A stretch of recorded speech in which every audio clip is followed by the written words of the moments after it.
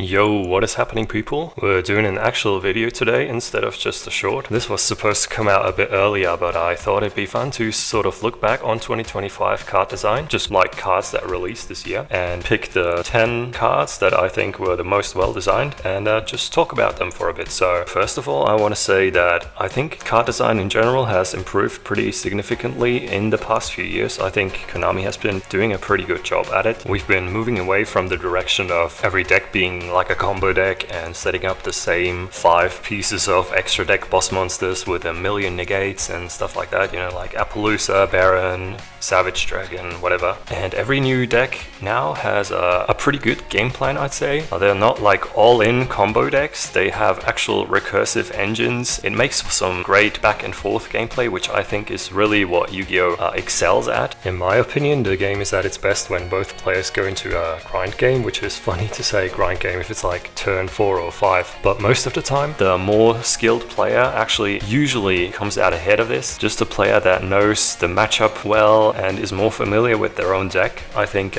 usually comes out ahead on these. So yeah, I think that's a good thing for the game in general. And I do think 2025 overall has been a great year for Yu-Gi-Oh! We've seen a lot of improvements from Konami's side especially, like we've seen better pricing at events, we've seen the introduction of new time rules, which were a bit controversial, or I guess quite controversial at the beginning, but now that the dust is settled, I think they're actually an improvement over the old ones. We've seen Konami producing animated shorts for lore archetypes, which I think is really cool, and I hope they'll continue to do that and give us an actual anime of sorts, because I think that will help attract new players and, you know, kind of like make Yu-Gi-Oh! More mainstream again. We've had pretty solid ban lists overall, I think, in 2025. We've also had the thing that I was most excited about this year, which was the introduction of Genesis format. We got an actual new format, actual new way to play the game, which I didn't think Konami would ever do. And I actually don't see a single downside to this. I think it's all upside. I think it's a great way to get new players into the game, you know, introduce them to kind of a slower format. Not having link monsters or pendulum monsters in the format is pretty good, because these discourage people from trying Yu-Gi-Oh! And then recently, just before the Christmas holidays, they actually for the first time revealed, and I can't believe it's taken them like 25 years to do that, but they revealed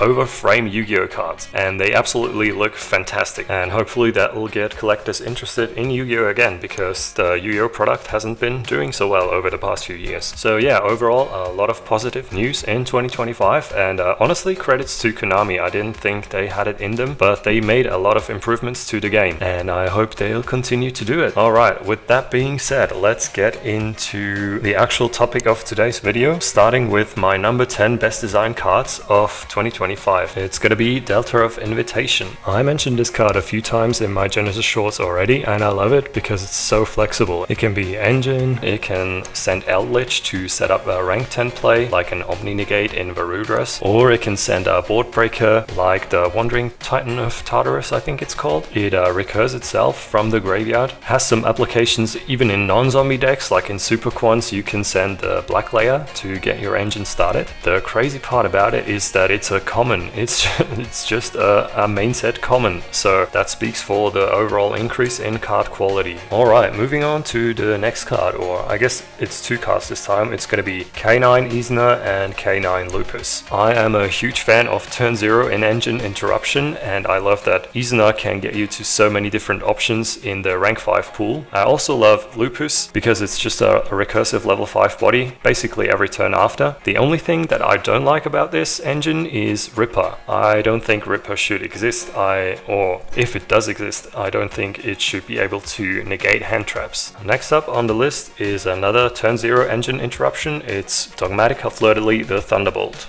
This one's a little harder to set up because your opponent needs to already control a monster summoned from the extra deck, but decks that don't use the extra deck can use Dogmatica Punishment as a removal tool and also sort of a setup tool for their next turn. And if we get other Dogmatica traps that are actually good, this card just becomes even better.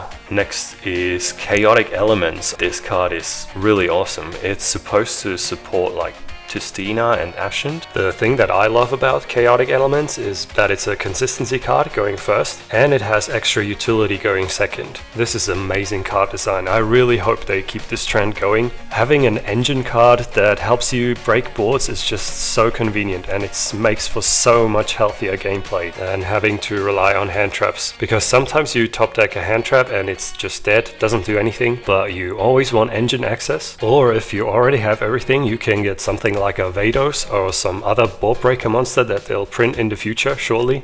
Dark Pyro Kaiju Wen Konami. But yeah, at number 6 I have a card that is very similar design wise. This is Sulfur Cord Happiness, and it's also an engine card that gets better going second, but this one has even more extra upsides. This card has 3 different effects, but you can use each effect once per turn, so if you draw multiples, you can still make use of all 3 copies. For the number 5, I have one of my favorite engines that has been printed in a very long time. A small package of Buyo, Luce, and Mutiny in the Sky. These cards are so good. Generic engines for Fairy and Fiend decks, especially Fiend at the moment. You can jam this in a lot of Fiend focused decks, similar to Fiendsmith. You can play it in BA, in Fluffle.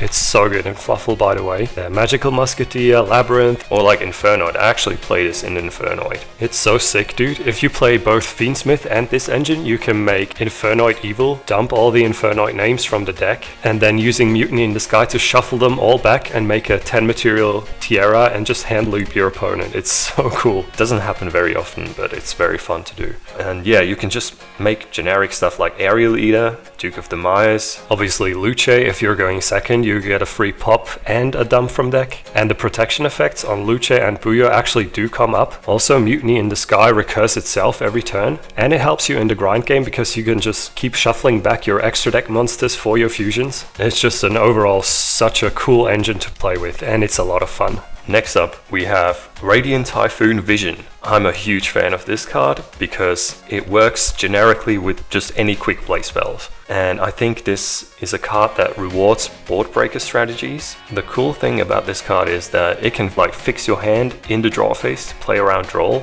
And it can also be removal if you just run a singular MST and you really need it, you can just access it too. My number 3 pick is actually the only trap card on this list, which is Songs of the Dominators. This card is absolutely insane for trap decks, or just I guess more control based decks in general, because a lot of the time they are not using monster effects in the hand or graveyard. Still, for some decks it can be annoying, so it doesn't fit in all decks, but the decks it does fit in, I think it's really good. An actual trap that doesn't play into talents or thrust, and it has a pretty solid effects. Like the effect itself is not the best, but it's solid. But the real upside of it, in my opinion, is the fact that it can replace itself if you're playing an actual trap deck. I'm a big fan of this design that encourages people to play more traps in their decks, and I want trap decks to be viable other than just relying on a floodgate half of the time.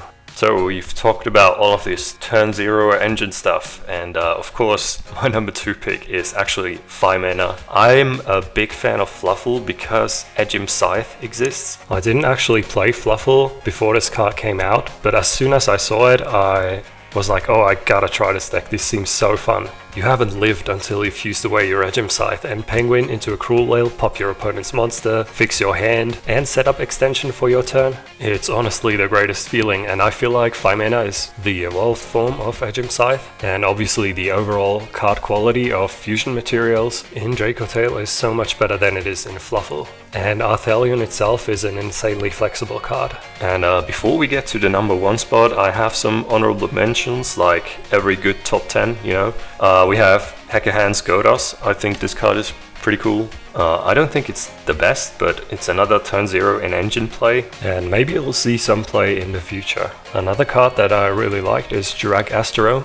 It's a solid end board piece for dinosaur decks, but also if you can get it in the graveyard in some way, like with Jurak Megalo or in Eniacraft with Saborg. It's just a board wipe out of the graveyard, and it's really hard to play around for some decks. And then the final honorable mention is the Duke of Demise. I really love that this card's material are so generic, so you can play it in a ton of stuff like Fiendsmith or in Mutiny in the Sky, like I mentioned before, and it's also a great super poly target depending on the format, and both of its effects are generically good in almost any deck. So the number one spot, my favorite card design of 2025 is the Fallen and the Virtuous. I just love everything about this card. The fact that it sends for cost, so even if it gets negated you still get some value off of it. The fact that it replaces itself and it rewards you for playing a lore adjacent archetype because it can access your engine, and you can make use of the other effect to reborn a monster if you have an Ecclesia somewhere. And also it's just overall a very fair card, but it's a very good card and it can be used in pretty much any deck. So as you can see from this list, my favorite cards are highly interactive cards and also versatile, flexible cards. I think these are the most healthy for the game, and